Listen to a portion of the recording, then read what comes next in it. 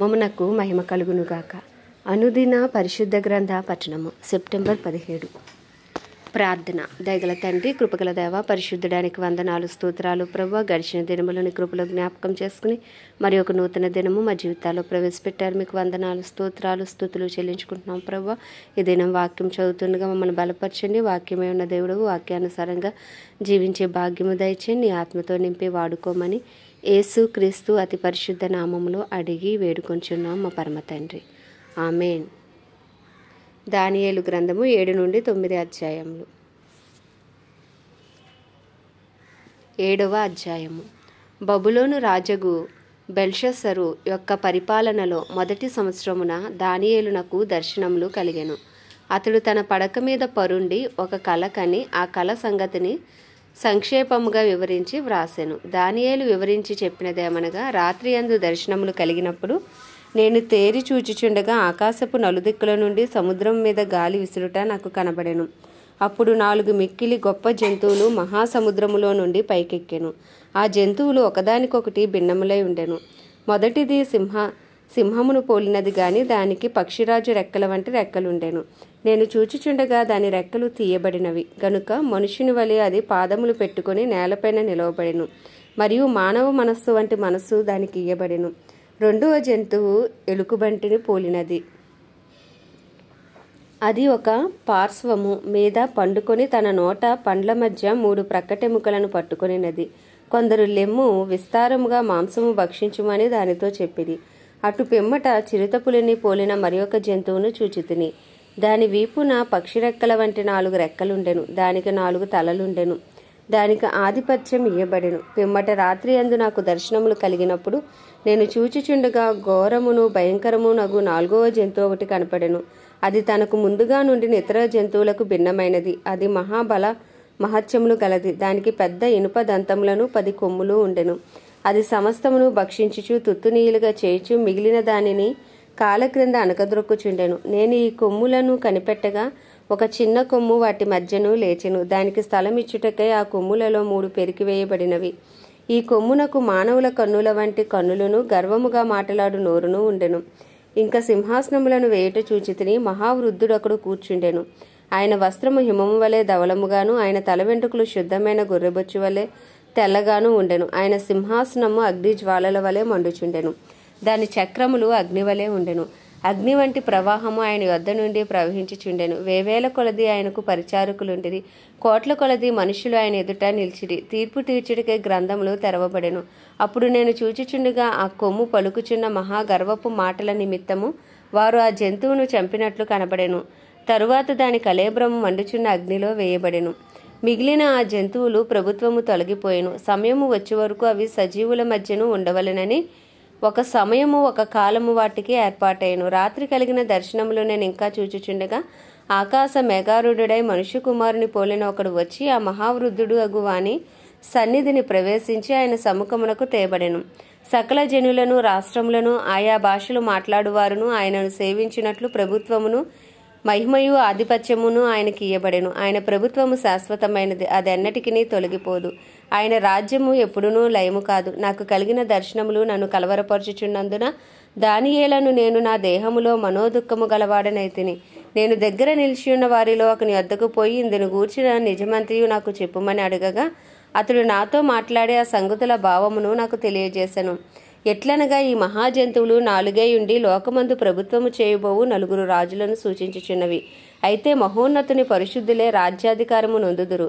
వారు యుగయుగములు యుగాంతముల వరకు రాజ్యమేలుదురు. ఇనుప దంతములను ఇత్తడి గోళ్లను గల ఆ 4వ జంతువు సంగతి ఏమైనదని నేను తెలుసుకొనగోరితిని. అది అన్నటికినీ భిన్నమును మిగుల భయంకరమునై సమస్తమును పగలగొట్టుచు మింగుచు మిగిలిన దానిని కాల క్రింద అణగద్రొక్కుచుండెను. మరియు దాని తలపైన నున్నది 10 కొమ్ముల సంగతియు వాటి మధ్య నుండి పెరిగి 3 కొమ్ములను కొట్టివేసి కన్నులను గర్వముగా మాట్లాడు నోరును గల ఆ వేరగు కొమ్ము సంగతియు అనగా దాని కడమ కొమ్ముల కంటే బలము కలిగిన ఆ కొమ్ము సంగతియు విచారించితిని. ఈ కొమ్ము పరిశుద్ధులతో యుద్ధము చేయుచు వారిని గెలుచున్నదాయను. ఆ మహావృద్ధుడు వచ్చి మహోన్నతుని పరిశుద్ధుల విషయంలో తీర్పు తీర్చి వరకు అలాగు జరుగునని, కానీ సమయం వచ్చినప్పుడు ఆ పరిశుద్ధుల రాజ్యము ఏలుదురు అను సంగతి నేను గ్రహించితిని. నేను అడిగిన దానికి ఆ పరిచారకుడు ఇలాగున చెప్పెను. ఆ 4వ జంతువు లోకంలో తక్కిన 3 రాజ్యములను భిన్నమగు 4వ రాజ్యమును సూచించుచున్నది. అది సమస్తమును అనగద్రొక్కుచు పగలగొట్టుచు లోకమంతయు భక్షించును. అది ఆ 10 కొమ్ములు ఆ రాజ్యము నుండి పుట్టబోవు 10 మంది రాజులను సూచించుచున్నది. కడపట ముందుగా ఉన్న రాజులకు భిన్నముగా మరి ఒక రాజు పుట్టి ఆ 3 రాజులను పడద్రోయును. ఆ రాజు మహోన్నతునికి విరోధముగా మాట్లాడుచు మహోన్నతుని భక్తులను నలగగొట్టును. అతడు పండుగ కాలములను న్యాయ పద్ధతులను నివారణ చేయు పూనుకొనును. వారు ఒక కాలములు అర్ధకాలము అతని వశమున ఉంచబడుదురు. అది అధికారము నశింపజేయుటకును నిర్మూలము చేయుటకును తీర్పు విధింపబడెను గనుక అది కొట్టివేయబడును. ఆకాశం అంతటి క్రిందనున్న రాజ్యమును అధికారమును రాజ్య మహత్యమును మహోన్నతుని పరిశుద్ధులకు చెందును. ఆయన రాజ్యము నిత్యము నిల్చును. అధికారులందరూ దానికి దాసులే విధేయులగుదురు. ఇంతలో సంగతి సమాప్తమాయనని చెప్పెను. దానియేలను నేను విని మనస్సునందు అధికమైన కలత గలవాడనైతిని. అందుచేత నా ముఖము వికారమాయను. అయితే ఆ సంగతి నా మనసులో ఉంచుకొంటిని. 8వ అధ్యాయము. రాజగు బెల్షస్సరు ప్రభుత్వపు 3వ సంవత్సరమందు దానియేలను నాకు మొదట కలిగిన దర్శనము గాక మరి ఒక దర్శనము కలిగెను. నేను దర్శనము చూచుచున్నప్పుడు నేను ఏలామను ప్రదేశ సంబంధమగు షూషానును పట్టణముపు నగరులో ఉండగా దర్శనము నాకు కలిగెను. నేను ఊలయీయను నది ప్రక్కను ఉన్నట్లు నాకు దర్శనము కలిగెను. నేను కన్నులెత్తి చూడగా ఒక పొట్టేలు ఆ నది ప్రక్కను నిలిచి ఉండెను. దానికి 2 కొమ్ములు. ఆ కొమ్ములు ఎత్తైనవి గాని ఒకటి రెండవ దానికంటే ఎత్తుగా ఉండెను. ఎత్తుగలది దానికి తర్వాత మొలిచినది. ఆ పొట్టేలు కొమ్ముతో పశ్చిమముగాను ఉత్తరముగాను దక్షిణముగాను పొడుచుచుండుట చూచితిని. ఇట్లు జరుగుగా దాన్ని ఎదిరించుటకైనను అది పట్టకుండా తప్పించుకొనుటకైనను ఏ జంతువునకును శక్తి లేకపోయెను. అది తనకిష్టమైనట్టుగా జరిగించుచు బలము చూపుచూ వచ్చెను. నేను ఈ సంగతి ఆలోచించుచుండగా ఒక మేకపోతు పడమటి నుండి వచ్చి కాలు నేల మోపకుండా భూమి అందంతటా పరుగులెత్తెను. దాని 2 కన్నుల మధ్యన ఒక ప్రసిద్ధమైన కొమ్ముండెను. ఈ మేకపోతు నేను నది ప్రక్కను నిలుచుట చూచిన 2 కొమ్ములు గల పొట్టేలు సమీపమునకు వచ్చి భయంకరమైన కోపముతోనూ బలముతోనూ దాని మీదకి ఢీకొని వచ్చెను. నేను చూడగా ఆ మేకపోతు పొట్టేలును కలుసుకొని మిక్కిలి రౌద్రము గలదే దాని మీదకి వచ్చి ఆ పొట్టేలును గెలిచి దాని 2 కొమ్ములను పగలగొట్టెను. ఆ పొట్టేలు దాన్ని ఎదిరింపలేకపోయినందున ఆ మేకపోతు దానిని నేలను పడవేసి త్రొక్కుచుండెను. దాని బలమును అణచి ఆ పొట్టేలును తప్పించుట ఎవరి చేతను కాకపోయెను. ఆ మేకపోతు అత్యధికముగా బలము చూపుచూ వచ్చెను. అది బహుగా పుష్టి నొందగా దాని పెద్ద కొమ్ము విరిగెను. విరిగిన దానికి బదులుగా 4 ప్రసిద్ధమైన కొమ్ములు ఆకాశపు నలుదిక్కులకు 4 పెరిగెను. ఈ కొమ్ములలో ఒక దానిలో నుండి ఒక చిన్న కొమ్ము మొలిచెను. అది దక్షిణముగాను తూర్పుగాను ఆనంద దేశపు దిక్కుగాను అత్యధికముగా బలిసెను. ఆకాశ సైన్యం అంటునంతగా పెరిగి నక్షత్రములలో కొన్నిటిని పడవేసి కాళ్ళ క్రింద అనగదొక్కుచుండెను. ఆ సైన్యం యొక్క అధిపతికి విరోధముగా తన్ను హెచ్చించుకొని అనుదిన బల్యార్పణమును నిలిపివేసి ఆయన ఆలయమును పడద్రోసెను. అతిక్రమము జరిగినందున అనుదిన బలి నిలుపు చేయుటకే ఒక సేన అతనికి ఇయ్యబడెను. అతడు సత్యమును వ్యర్థపరిచి ఇష్టానుసారముగా జరిగించుచు అభివృద్ధి నొందెను. అప్పుడు పరిశుద్ధులలో ఒకడు మాట్లాడగా వింటిని. అంతలో మాట్లాడుచున్న ఆ పరిశుద్ధునితో మరి ఒక పరిశుద్ధుడు మాట్లాడుచుండెను. ఏమనగా అనుదిన బలిని గూర్చియు అతిక్రమము జరిగినందున సంభవించు నాశనకరమైన హేయ వస్తువును గూర్చియు కలిగిన ఈ దర్శనమును నెరవేరుటకు ఎన్నాళ్ళు పట్టుననియు ఈ ఆలయ స్థానమును జనసమూహమును కాళ్ళ క్రింద త్రొక్కబడుట ఎన్నాళ్ళు జరుగును అనియు మాట్లాడుకొనిరి. అందుకతడు 2300 దినముల మట్టుకే అని నాతో చెప్పెను. అప్పుడు ఆలయ పవిత్రతను గూర్చిన తీర్పు తీర్చబడెను. దానియేలను నేను ఈ దర్శనమును చూచితిని. దాన్ని తెలుసుకొనదగిన వివేకము పొందవలనని ఉండగా మనుష్యుని రూపము గల ఒకడు నా ఎదుట నిలిచెను. అంతటా ఊలయి నది తీరముల మధ్య నిలిచి పలుకుచున్న ఒక మనుష్యుని స్వరము వింటిని. అది గాబ్రియేలు. ఈ దర్శన భావమును ఇతనికి తెలియజేయమని చెప్పెను. అప్పుడు అతడు నేను నిల్చుచున్న చోటునకు వచ్చెను. అతడు రాగానే నేను మహాభయముంది సాష్టాంగపడితిని. అతడు నరపుత్రుడా, ఈ దర్శనము అంత్యకాలమును గూర్చినదని తెలుసుకొనుమనెను. అతడు నాతో మాట్లాడుచుండగా నేను గాఢ నిద్ర పట్టినవాడనే నేలను సాష్టాంగపడితిని. గనుక అతడు నన్ను పట్టుకొని లేవనెత్తి నిలవబెట్టెను. మరియు అతడు ఉగ్రత సమాప్తమైన కాలమందు కలగబోవనట్టి సంగతులు నీకు తెలియజేయుచున్నాను. ఏలయనగా అది నిర్ణయించిన అంత్యకాలమును గూర్చినది. నీవు చూచిన 2 కొమ్ములు గల ఆ పొట్టేలున్నదే అది మాదీయుల యొక్కయు పారసీకుల యొక్కయు రాజులను సూచించుచున్నది. బొచ్చుగల ఆ మేకపోతు గ్రేకుల రాజు. దాని 2 కన్నుల మధ్యనున్న ఆ పెద్ద కొమ్ము వారి మొదటి రాజును సూచించుచున్నది. అది పెరిగిన పిమ్మట దానికి బదులుగా 4 కొమ్ములు పుట్టినవి గదా. 4 రాజులు ఆ జనములో నుండి పుట్టుదురు గాని వారు అతనికున్న బలము గలవారుగా ఉండరు. వారి ప్రభుత్వం యొక్క అంతములో వారి అతిక్రమములు సంపూర్తి అగుచుండగా క్రూర ముఖము గలవాడును యుక్తి గలవాడునై ఉండి ఉపాయము తెలుసుకుని ఒక రాజు పుట్టును. అతడు గెలుచును గాని తన స్వబలము వలన గెలవడు. ఆశ్చర్యముగా శత్రువులను నాశనము చేయుటి అందు అభివృద్ధి పొందుచు ఇష్టమైనట్టుగా జరిగించుచు బలవంతులను అనగా పరిశుద్ధ జనమును నశింపచేయును. మరియు అతడు ఉపాయము కలిగిన వాడే మోసము చేసి తనకు లాభము తెచ్చుకొనును. అతడు అతిశయపడి తన్ను తాను హెచ్చించుకొనును. క్షేమముగా ఉన్న కాలమందు అనేకులను సంహరించును. అతడు రాజాది రాజుతో యుద్ధము చేయును గాని కడపట అతని బలము దైవాధీనము వలన కొట్టివేయబడును. ఆ దినములను గూర్చిన దర్శనమును వివరించి ఉన్నాను, అది వాస్తవము. అది అనేక దినములు జరిగిన పిమ్మట నెరవేరును. నీవైతే ఈ దర్శనము వెల్లడి చేయకమనెను. ఈ దర్శనము కలగగా దానియేలను నేను మూర్చిల్లి కొన్నాళ్ళు వ్యాధిగ్రస్తుడనై ఉంటిని. పిమ్మట నేను కుదురై రాజు కొరకు చేయవలసిన పని చేయుచూ వచ్చితిని. ఈ దర్శనమును గూర్చి విస్మయము గలవాడనైతిని గాని దాని సంగతి తెలుపగలవాడెవడునూ లేకపోయెను. 9వ అధ్యాయము. మాదీయుడగు అహష్వేరోషు యొక్క కుమారుడైన దర్యావేషు కల్దీలపైన రాజాయను.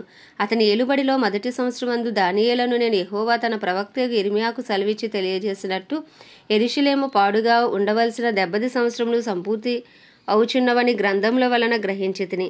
అంతటా నేను గోనెపట్ట కట్టుకుని ధూళి తలపైన వేసుకుని ఉపవాసముండి ప్రార్థన విజ్ఞాపనలు చేయుటకై ప్రభువగు దేవుని ఎదుట నా మనస్సును నిబ్బరము చేసుకుంటుని. నేను నా దేవుడైన యెహోవా ఎదుట ప్రార్థన చేసి ఒప్పుకొని నదేమనగా, ప్రభువా, మహత్యము కలిగిన బేకరుడవగు దేవా, నీ ఆజ్ఞలను అనుసరించి నడుచువారి ఎడల నీ నిబంధనను నీ కృపను జ్ఞాపకము చేయువాడా, మేమైతే నీ దాసులకు ప్రవక్తలు నీ నామమును బట్టి మా రాజులకును మా అధిపతులకును మా పితరులకును యూదయా దేశ జనులందరికీ చెప్పిన మాటలను ఆలకింపక నీ ఆజ్ఞలను నీ విధులను అనుసరించుట మాని పాపులమును దుష్టులమునై చెడుతనమునందు ప్రవర్తించుచు తిరుగుబాటు చేసిన వారము. ప్రభువా, నీవే నీతిమంతుడవు. మేమైతే సిగ్గుచేత ముఖ వికారం పొందిన వారము. మేము నీ మీద తిరుగుబాటు చేసితిమి. దానిని బట్టి నీవు సకల దేశములకు మమ్మను తరిమితివి. యెరూషలేములోను యూదయా దేశములోను నివసించుచు స్వదేశవాసులుగా ఉన్నట్టు పరదేశవాసులుగా ఉన్నట్టు ఇశ్రాయేలీలందరికీ మాకును ఈ దినమున సిగ్గే తగియున్నది. ప్రభువా, నీకు విరోధముగా పాపము చేసినందున మాకును మా రాజులకును మా అధిపతులకును మా పితరులకును ముఖము చిన్నబోవునట్లుగా సిగ్గే తగియున్నది. మేము మా దేవుడైన యెహోవాకు విరోధముగా తిరుగుబాటు చేసితివి. అయితే ఆయన కృపా క్షమాపణలు గల దేవుడై ఉన్నాడు. ఆయన తన దాసులకు ప్రవక్తల ద్వారా మాకు ఆజ్ఞలు ఇచ్చి వాటిని అనుసరించి నడుచుకొనవలనని సెలవిచ్చను గాని మేము మా దేవుడైన యెహోవా మాట వినకపోతుమి. ఇశ్రాయేలీలందరూ నీ ధర్మశాస్త్రమును అతిక్రమించి నీ మాట వినక తిరుగుబాటు చేసిరి. మేము పాపము చేసితిమి గనుక నేను శపించదనని నీవు నీ దాసుడగు మోషే ధర్మశాస్త్రమందు ప్రమాణము చేసి ఉన్నట్టు ఆ శాపమును మా మీద కుమ్మరించితివి. యెరూషలేములో జరిగిన కీడు మరి ఏ దేశంలోనూ జరగలేదు. ఆయన మా మీదికిని మాకు ఏలికలుగా ఉండు మా న్యాయాధిపతుల మీదికిని ఇంత గొప్ప కీడు రప్పించి తాను చెప్పిన మాటలు నెరవేర్చెను. మోషే ధర్మశాస్త్రమందు వ్రాసిన కీడంతయు మాకు సంభవించినను మేము మా చెడు నడవడి మానకపోతుమి. నీ సత్యమును అనుసరించి బుద్ధి తెచ్చుకున్నట్లు మా దేవుడైన యెహోవాను సమాధానపరచుకొనకపోతుమి. మేము మా దేవుడైన యెహోవా మాట వినలేదు కనుక ఆయన తమ సమస్త కార్యముల విషయమై న్యాయస్థుడై ఉండి సమయము కనిపెట్టి ఈ కీడు మా మీదకి రాజేసను. ప్రభువా, మా దేవా, నీవు నీ బాహుబలము వలన నీ జనమును ఐగుప్తులో నుండి రప్పించుట వలన ఇప్పటి వరకు నీ నామమునకు ఘనత తెచ్చుకుంటువి. మేమైతే పాపము చేసి చెడు నడతలు నడిచిన వారము. ప్రభువా, మా పాపములను బట్టి మా పితరుల దోషమును బట్టి యెరూషలేము నీ జనుల చుట్టూనున్న సకల ప్రజల ఎదుట నిందాస్పదమైనది. యెరూషలేము నీకు ప్రతిష్ఠితమైన పర్వతము. ఆ పట్టణం మీదకి వచ్చిన నీ కోపమును నీ రౌద్రమును తొలగనిమ్మని నీ నీతి కార్యములన్నిటిని బట్టి విజ్ఞాపనము చేసుకొనుచున్నాను. ఇప్పుడైతే మా దేవా, దీనిని బట్టి నీ దాసుడు చేయు ప్రార్థనను విజ్ఞాపనను ఆలకించి ప్రభువు చిత్తానుసారంగా శిథిలమైపోయిన నీ పరిశుద్ధ స్థలం మీదకి నీ ముఖ ప్రకాశము రానిమ్ము. నీ గొప్ప కనికరములను బట్టియే మేము నిన్ను ప్రార్థించుచున్నాము గాని మా స్వనీతి కార్యములను బట్టి నీ సన్నిధిని నిలవబడి ప్రార్థించుట లేదు. మా దేవ, చెవియొగ్గి ఆలకింపుము. నీ కన్నులు తెరచి నీ పేరు పెట్టబడిన ఈ పట్టణం మీదకి వచ్చిన నాశనమును నీ పేరు పెట్టబడిన ఈ పట్టణమును దృష్టించి చూడుము. ప్రభువా, ఆలకింపుము. ప్రభువా, క్షమింపుము. ప్రభువా, ఆలస్యము చేయక చెవియొగ్గి నా మనవి చిత్తగించుము. నా దేవా, ఈ పట్టణమును ఈ జనమును నీ పేరు పెట్టబడినవే. నీ ఘనతను బట్టియే నా ప్రార్థన వినుమని వేడుకొంటిని. నేను ఇంకా పలుకుచు ప్రార్థన చేయుచు పవిత్ర పర్వతము కొరకు నా దేవుడైన యెహోవా ఎదుట నా పాపమును నా జనము యొక్క పాపమును ఒప్పుకొనుచు నా దేవుని విజ్ఞాపన చేయుచు నుంటిని. నేను ఇలాగన మాట్లాడుచు ప్రార్థన చేయుచుండగా మొదట నేను దర్శనమందు చూచిన అతి ప్రకాశమానుడైన గాబ్రియేలును ఆ మనుష్యుడు సాయంత్రపు బలి అర్పించు సమయమున నాకు కనబడి నన్ను ముట్టెను. అతడు నాతో మాట్లాడి ఆ సంగతి నాకు తెలియజేసి ఇట్లా నేను దానియేలు, నీకు గ్రహింప శక్తి ఇచ్చుటకు నేను వచ్చితిని. నీవు బహుప్రియుడవు గనుక నీవు విజ్ఞాపనము చేయును ఆరంభించినప్పుడు ఈ సంగతిని నీకు చెప్పుటకు వెళ్ళవల్లని ఆజ్ఞ బయలుదేరెను. కావున ఈ సంగతిని తెలుసుకొని నీకు కలిగిన దర్శన భావము గ్రహించుము. తిరుగుబాటును మాన్పుటకును, పాపమును నివారణ చేయుటకును, దోషము నిమిత్తము ప్రాయశ్చిత్తము చేయుటకును, యుగాంతము వరకు ఉండునట్టి నీతిని బయలుపరచుటకును, దర్శనమును ప్రవచనమును ముద్రించుటకును, అతి పరిశుద్ధ స్థలమును అభిషేకించుటకును, నీ జనమునకును పరిశుద్ధ పట్టణమునకును 70 వారములు విధింపబడెను. యెరూషలేమును మరలా కట్టించి వచ్చునని ఆజ్ఞ బయలుదేరిన సమయమున మొదలుకుని అభిషిక్తుడకు అధిపతి వచ్చే వరకు 7 వారములు పట్టునని స్పష్టముగా గ్రహించుము. 62 వారములు తొందరగల సమయములందు పట్టణపు రాచవీధులను కందకములను మరలా కట్టబడును. ఈ 62 వారములు జరిగిన పిమ్మట ఏమీయూ లేకుండా అభిషిక్తుడు నిర్మూలము చేయబడును. వచ్చినట్టి రాజు యొక్క ప్రజలు పవిత్ర పట్టణమును పరిశుద్ధ ఆలయమును నశింపజేయుదురు. వాని అంతము హఠాత్తుగా వచ్చును మరియు యుద్ధకాలమంత వరకు నాశనము జరుగునని నిర్ణయింపబడును. అతడు 1 వారము వరకు అనేకులను నిబంధనను స్థిరపరచును. అర్ధవారమునకు బలిని నైవేద్యమును నిలిపివేయును. హేయమైనది నిలిచి వరకు నాశనము చేయువాడు వచ్చును. నాశనము చేయువానికి రావాలని నిర్ణయించిన నాశనము ముగించే వరకు ఇలాగున జరుగును. ఆమేన్. దేవుడి పరిశుద్ధ వాక్యం మన వినికిడిలో దీవించును గాక. ప్రార్థన. దగల తండ్రి, కృపగల దేవ, పరిశుద్ధుడానికి వందనాలు, స్తోత్రాలు. జీవాధిపతి, న్యాయాధిపతి, మృత్యుంజయుడా, మహిమా ఘనతకు అర్హుడా, యోగ్యుడా, పూజుడా, కృపా సత్య సంపూర్ణుడా, కృప వెంటబడి కృపతో మమ్మల్ని కాపాడుచున్న దేవానికి వందనాలు, వందనాలు.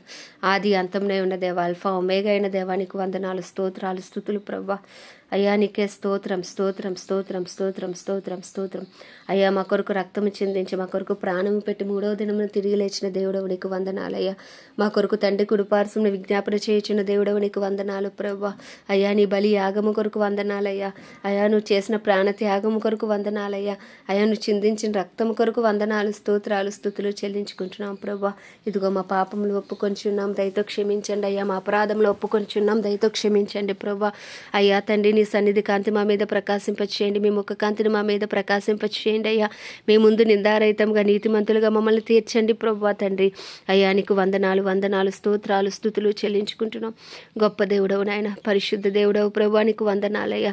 అయ్యా తండ్రి నీకే వందనాలు, వందనాలు, వందనాలయ్యా. పరిశుద్ధాత్ముడానికే స్తోత్రం, స్తోత్రం, స్తోత్రం, స్తోత్రం, స్తోత్రం. అయ్యా తండ్రి పరిశుద్ధాత్మ శక్తితో మమ్మల్ని నింపుచున్న దేవానికే స్తోత్రం, స్తోత్రం, స్తోత్రం. ప్రవ్వా పరిశుద్ధాత్మ మాకు సంచకరుగా దయచేసిన దేవానికి స్తోత్రం, స్తోత్రం, స్తోత్రం. అగ్ని వలెనైనా మా పైకి దిగిరండి ప్రవ్వా తండ్రి నీకే స్తోత్రం, స్తోత్రం, స్తోత్రం.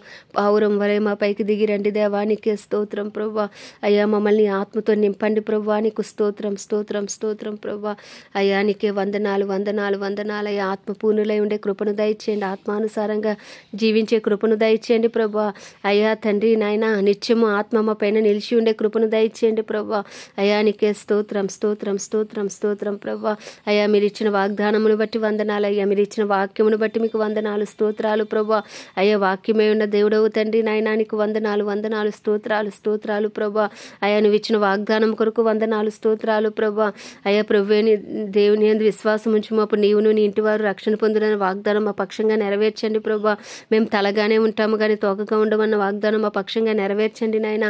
మేము అప్పిచ్చువారిగా ఉంటాము కానీ అప్పు చేయమన్న వాగ్దానం మా పక్షంగా నెరవేర్చండి. ప్రభా అడుగు జనులను మీకు స్వాస్యంగా ఇస్తారని వాగ్దానం మా పక్షంగా నెరవేర్చండి. ప్రభా ఏ తెగులును మా గుడారము సమీపించదని వాగ్దానం మా పక్షంగా నెరవేర్చండి అయ్యా. అపాయమేమి మా యొద్దకు రాదన్న వాగ్దానం మా పక్షంగా నెరవేర్చండి. ప్రభా అయ్యా నీ వాగ్దానముల కొరకు నీ వాక్యము కొరకు నీకు వందనాలు, వందనాలు, స్తోత్రాలు, స్తుతులు చెల్లించుకుంటున్నాం. ప్రభా అయ్యా నీకే స్తోత్రం, స్తోత్రం, స్తోత్రం. పరిశుద్ధుడా అయ్యా మా జీవితాల్లో మీరు చేసిన ప్రతి మేలును బట్టి ఉపకారం బట్టి నీకు వందనాలయ్యా. అయ్యా మాకు ఇచ్చిన తల్లిదండ్రులను బట్టి, తోబుట్టువులను బట్టి, భర్తను బట్టి, బిడ్డలను బట్టి అయ్యా తండ్రి నాయన ఇచ్చిన నాయన సహోదరులను బట్టి అందరిని బట్టి నీకు వందనాలు, స్తోత్రాలు, స్తుతులు చెల్లించుకుంటున్నామయ్యా. మాకు ఇచ్చిన నాయన అయ్యా తండ్రి గృహమును బట్టి, వస్తు వాహనాలను బట్టి, ప్రభు ఉద్యోగాలను బట్టి, వ్యాపారాలను బట్టి, అయ్యా మీరు ఇచ్చిన ఆరోగ్యమును బట్టి నాయన మీరు ఇచ్చిన సమస్తమును బట్టి కృతజ్ఞతాస్తుతులు చెల్లించుకుంటున్నాం. మీరు ఇచ్చిన రక్షణను బట్టి మీకు కృతజ్ఞతాస్తుతులు చెల్లించుకుంటున్నాం. ప్రభా అయ్యా మేము ఏమై ఉన్నామో నీ దయ వలనే, నీ కృప వలనే, నీ కరుణ వలనే, నీ కనికరం వలనే ప్రభా అయ్యా నీకే స్తోత్రాలు, స్తోత్రాలు, స్తుతులు చెల్లించుకుంటున్నాం. ప్రభా అయ్యా ఇదిగో నీ కృప కొరకు వేడుకుంటున్నాం అయ్యా, నీ కనికరం కొరకు వేడుకుంటున్నాం. ప్రభా అయ్యా నాయన నీ కరుణాపీఠం యొద్ద నీ కృప కొరకు వేడుకుంటున్నాం. దయపాలించు నాయన, దయపాలించు ప్రభువా, దయపాలించు నాయన.